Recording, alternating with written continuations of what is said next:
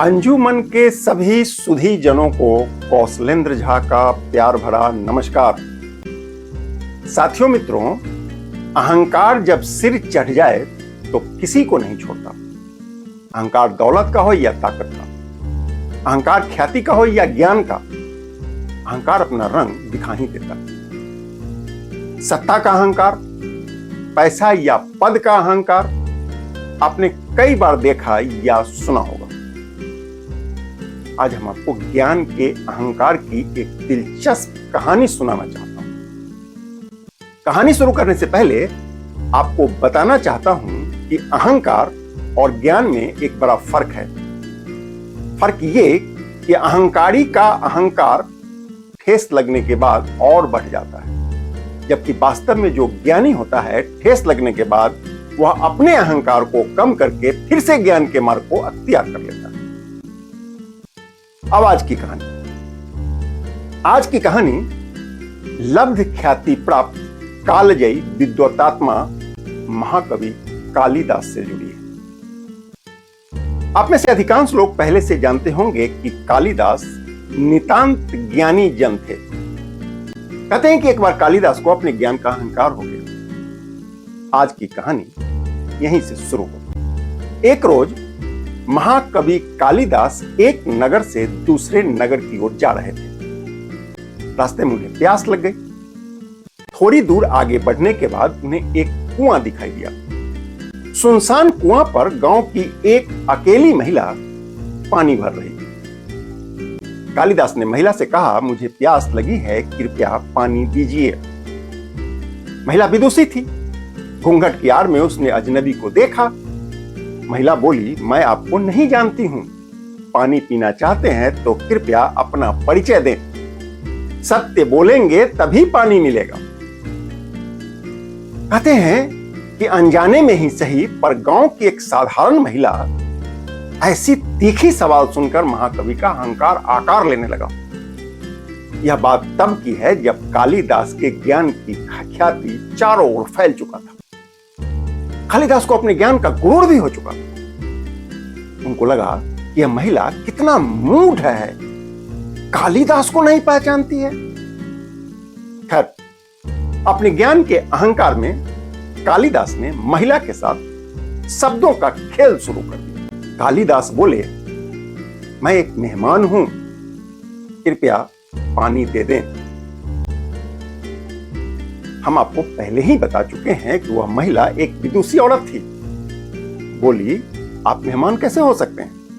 क्योंकि शास्त्रों में सिर्फ दो ही मेहमान बताए गए हैं, एक धन और दूसरा यौवन। ये दोनों एक बार चला जाए तो दोबारा लौटकर नहीं आता है। कालिदास चौंक गए। गांव की एक साधारण महिला से ज्ञान की ऐसी बातों का उनको उम्मीद नहीं था। कालिदास थोड़ा संभल कर फिर बोले, मेहमान ना सही, मैं सहनशील हूं, अब तो पानी दे दो। महिला बोली, आप सहनशील नहीं हो सकते हैं, क्योंकि संसार में सिर्फ दो ही सहनशील है। एक यह धरती है जो पापी और पुण्य आत्माओं में फर्क किए बिना सभी का बोझ समान रूप से उठाती है, बिना किसी भेदभाव के उठाती है। दूसरा सहनशील यह पेड़ है जिसको पत्थर भी मारो तो फल देता है। आप इस दोनों में से कोई नहीं हो, फिर आप सहनशील कैसे हो सकते? महिला की बातों को सुनकर कालिदास अचंभे में पड़ गए थे। बोले, चलो मान लो मैं हठी हूं, अब तो पानी दे दो। महिला बोली, आप एक बार फिर झूठ बोल रहे हैं। आप हठी नहीं हो सकते, क्योंकि संसार में दो ही हठी है। एक हठी हमारा नाखून है और दूसरा हठी हमारा बाल है। इसको सैकड़ों बार काटो फिर भी बढ़ जाता है। महिला से ज्ञान की ऐसी बातें सुनकर कालिदास सकपकाने लगे थे। प्यास बहुत लगी थी। बोले, चलो माना मैं मूर्ख हूं, अब तो पानी दे दो। महिला बोली, आप गलत बयानी कर रहे हैं, क्योंकि मूर्ख भी दो ही होता है।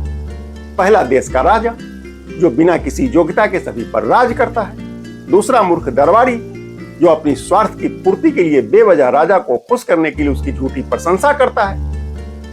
महिला बोली, आप तो इन दोनों में से कोई नहीं हो। महिला बोली, सच बताओ, आप कौन हो? प्यास से बिलबिला रहे कालिदास अब बोल पड़े, देवी, मैं तुच्छ कवि कालिदास हूं। महिला श्रद्धा से झुकी, चरण स्पर्श किया, बोली, आप तुच्छ नहीं बल्कि महाकवि हैं। आपका नाम और आपके ज्ञान के चर्चे मैंने पहले से सुना है। आपके दर्शन मात्र से मैं धन्य हो गई। काश यही बात आप पहले बता दिए होते। कालिदास समझ गए कि शिक्षा से जब अहंकार हो जाए तो ज्ञान कुंठित हो जाता है। कुंठित ज्ञान से परिणाम नहीं, परिणति मिलता है। परिणति की एक बृहद विशेषता है कि वह प्राप्त को कभी भी पर्याप्त नहीं होने देता। जिस रोज आपको अपना प्राप्त पर्याप्त लगने लगे, समझ लीजिए अहंकार का न्यूनीकरण आरंभ हो चुका है। कालिदास ने जैसे ही अपने अहंकार का त्याग किया, उनको जल मिल गया। जल यानी परिणाम की प्राप्ति हो। यह पूरी कहानी प्राप्त और पर्याप्त की है। आपको जो भी प्राप्त है, क्या वह पर्याप्त है?